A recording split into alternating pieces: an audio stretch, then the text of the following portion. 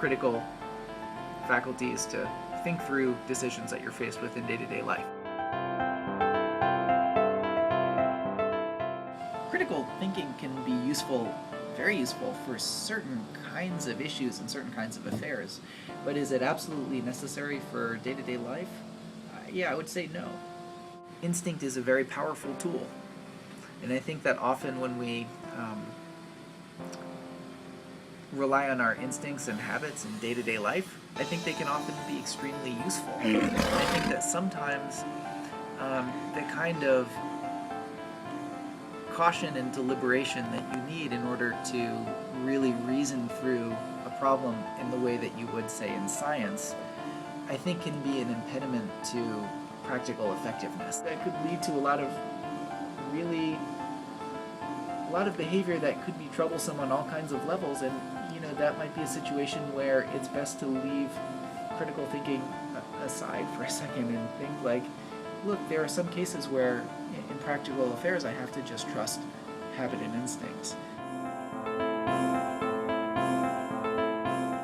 The kind of rationality that I think ends up getting put into use in particular jobs, I think takes a lot of much more complicated training.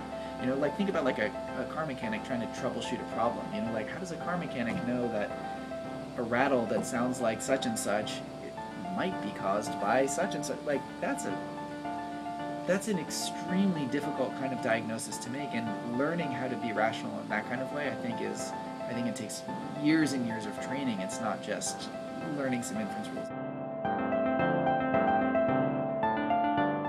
In philosophy, when we teach logic, we usually do a more intensively formal treatment of logic, so much more focus on formal techniques for analyzing arguments, and much less focus on